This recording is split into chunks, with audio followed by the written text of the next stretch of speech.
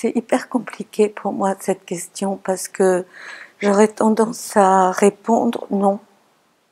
Je n'ai pas vécu ni été témoin d'une assignation de genre associée ou non à celle de race ou de classe envers une pratique artistique, un projet ou une exposition.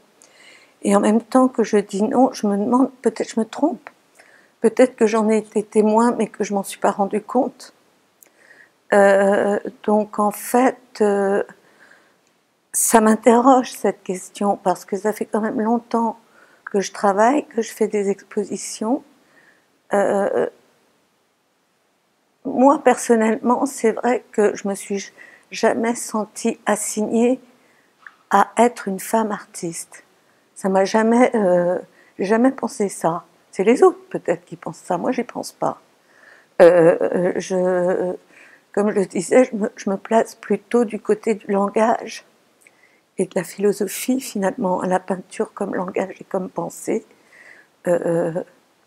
intersexe, hein, aussi bien féminin que masculin, peu importe. Donc j'ai jamais réfléchi sur ce mode-là.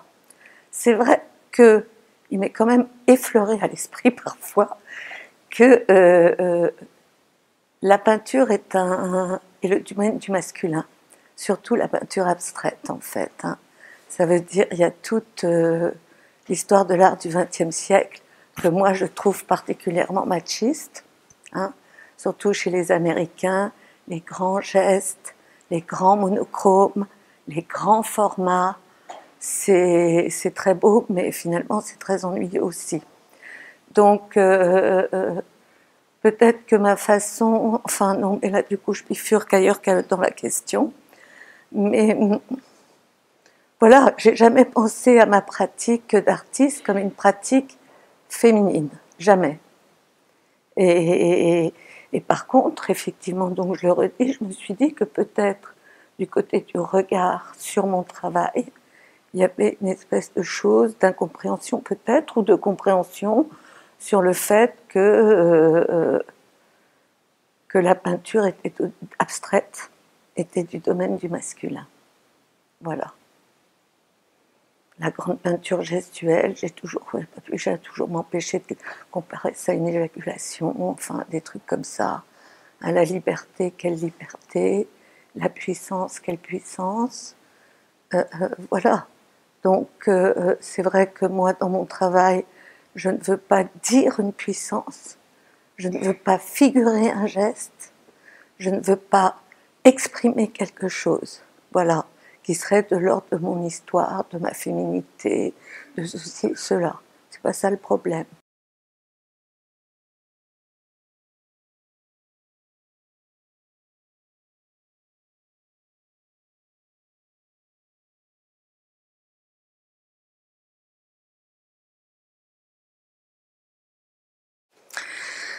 Alors, ce sera un peu la même réflexion que pour la première question, avec quelques nuances quand même. Parce que ici, il s'agit de formes de domination, de discrimination extrêmement visibles, hein, c'est-à-dire déclaratives même. Quand quelqu'un est handicapé ou est discriminé pour son genre, pour son orientation sexuelle, pour sa classe, son âge et son handicap, c'est extrêmement clair et violent.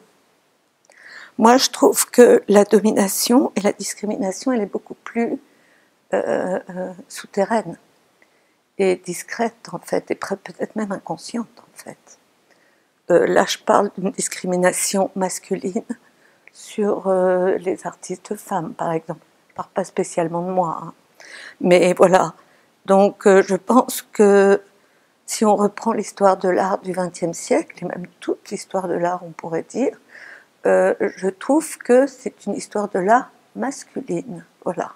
Et ça répond d'ailleurs peut-être d'une certaine façon à la troisième question sur... je vérifie qu'aux jeunes artistes, aux jeunes femmes, aux jeunes hommes qui viennent dans les écoles d'art, les références qu'on donne sont toujours des références masculines. Il n'y a pas beaucoup de références féminines données comme exemple aux jeunes artistes, donc moi je m'y exerce évidemment, On me dit, ouh là, c'est vrai, Sylvie, bravo, tu y as pensé, c'est bien.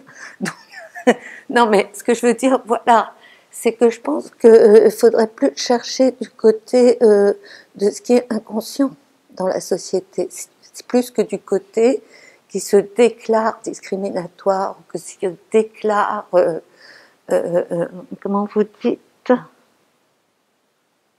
domination discriminatoire. Je pense que ça serait parfait si c'était si clair. On pourrait lutter contre beaucoup plus facilement, ce qui n'est pas le cas. Hein. C'est très poreux, on dirait que c'est très rhizomique, comme dirait Deleuze. Hein. Ça passe par des endroits où on ne s'attend pas, qui sont dans la répétition faible, par exemple, dans des choses de ce type-là. Et ça, on n'en parle jamais, ou très peu. Et je pense que c'est pour ça qu'aujourd'hui, il faut toujours recommencer. Que, effectivement, aujourd'hui sont remises en question des choses qui étaient résolues dans les années 60-70 et qui aujourd'hui sont remises en question, je pense, sur le plan politique, sur les femmes, etc. Mais voilà, moi je me suis fait cette réflexion en lisant cette deuxième question, que peut-être elle était trop déclarative, trop puissante aussi d'une certaine façon, trop claire par rapport à la réalité du monde.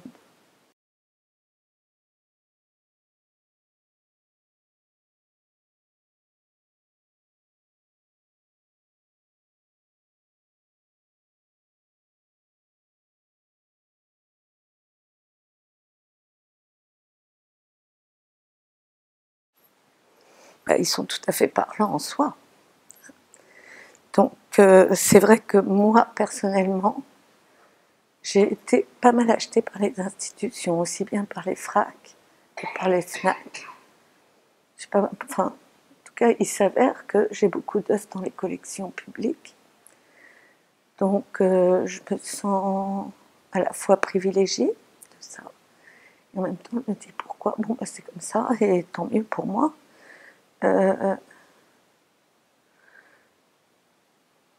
Je ne sais pas pourquoi, mais c'est vrai que c'est une vraie question, ça. Et que je pose moi-même à des directeurs d'institutions qui, par exemple, font des expositions dans des institutions avec 10 œuvres d'hommes et 2 œuvres de femmes, par exemple. Et à chaque fois, la réponse est la même. Ah oui, mais on ne va pas choisir les œuvres parce qu'elles sont des œuvres de femmes, mais on choisit les œuvres parce que ça colle à notre intention, à notre sujet. Et il faudrait toujours aller plus loin et dire oui, mais alors ça veut dire quoi? Ça veut dire que on choisit les bonnes œuvres. C'est pas pareil. Donc ça voudrait dire que dans un panel d'artistes, il y a plus de bonnes œuvres masculines que de bonnes œuvres féminines. Point d'interrogation. Moi, je trouve que j'avais participé à cette exposition que j'appréciais beaucoup, elle, au Centre Georges Pompidou. Et aussi, Julie, vous faites une exposition avec que des femmes. Moi, j'aimerais beaucoup que les femmes curateurs et commissaires fassent des expos avec, pareil, le même pourcentage, 15 hommes, 15 femmes et un homme, et sans jamais revendiquer ça comme des expositions de femmes. Parce qu'il y a toujours la critique très facile de dire « Ah oui, mais ça c'est une exposition de femmes, donc c'est délibérément, c'est un geste militant, mais qui n'est pas basé sur une qualité plastique. » Ce qui est, moi j'adore les gestes militants, mais je trouve que ça serait intéressant de faire toute une série d'expos où le pourcentage serait collé au pourcentage qu'on retrouve en majorité dans toutes les expositions qui sont en France ou ailleurs. Hein. Il n'y a pas que la France, parce que là, vous mettez que des styles de la scène française. Ce que j'aimerais bien aussi, bon, je ne suis pas sociologue, hein, mais j'aimerais bien savoir quelle est la proportion en Angleterre, en Allemagne. Je pense qu'elle est grosso modo pareille. Peut-être qu'aux États-Unis, les femmes sont plus militantes et plus guerrières, en fait. Mais je ne suis pas sûre. Je pense que ça serait intéressant de faire une étude là-dessus. Parce que la scène française, ok, Mais moi, j'aimerais bien savoir un peu plus. Je suis une grosse paresseuse, hein, je ne suis pas allée voir. Mais c'est la question qui m'a fait me réfléchir à ça. Est-ce que c'est la même chose en Allemagne? Est-ce que par exemple là, vous avez des noms d'artistes femmes allemandes qui vous viennent à l'esprit? Ou des artistes de femmes anglaises qui vous viennent à l'esprit? Ou belges, plus que des hommes, je crois pas. Donc voilà, je pense que c'est une chose qui... Enfin, peut-être pas, et dans ces cas-là, je serais ravie de me tromper, qu'ailleurs le monde soit plus juste, mais j'en doute. Voilà, donc la question est celle-là. Donc voilà, donc par rapport, c'est vrai qu'il y a beaucoup plus de filles dans les écoles d'art que de garçons. Alors là, je vais dire une méchanceté affreuse, mais peu importe. Comme il y a beaucoup plus de profs hommes dans les concours d'entrée, je suis d'une méchanceté sans nom, vous avez compris, c'est pas la peine que j'aille plus loin, voilà. Donc il y a ça peut-être. Peut-être que on va pas non plus se dédouaner sans arrêt, nous les femmes, d'une responsabilité dans cette situation. Je pense qu'il y a beaucoup de femmes qui préfèrent travailler avec les hommes, peut-être. Enfin, j'en sais rien. Mais c'est vrai que c'est la vérité. Peut-être que les femmes, comme disait un célèbre directeur d'école, les femmes construisent leur territoire et les hommes ont toujours besoin de nouveaux territoires. Vous voyez de qui je parle? Donc peut-être que les femmes restent scotchées à leur truc, j'en doute aussi. Voilà quoi. Enfin, c'est aussi des questions qu'en fait il faudrait creuser. C'est bien de les poser. Moi, j'irai pas les creuser parce que c'est pas mon boulot. Mais c'est vrai que ça serait par rapport à des sociologues ou des choses comme ça. Je pense que ça serait intéressant de creuser ça un peu plus. Bah oui, je pense que oui, je suis féministe, mais est-ce que je suis militante? Non. Je suis militante, moi, dans ma vie, parce que moi, je me suis toujours considérée, c'est ce que disait la petite juste avant, je trouvais qu'elle a raison, à la fois comme un homme et une femme, en fait, comme un guerrier, ou une guerrière. Et j'ai jamais voulu être réduite à un genre. Mais donc voilà, c'est dans ce sens-là, je dirais, je suis féministe.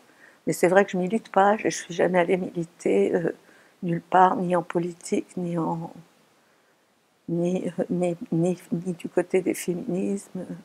J'essaye de vivre et d'être qui je suis, c'est déjà pas mal.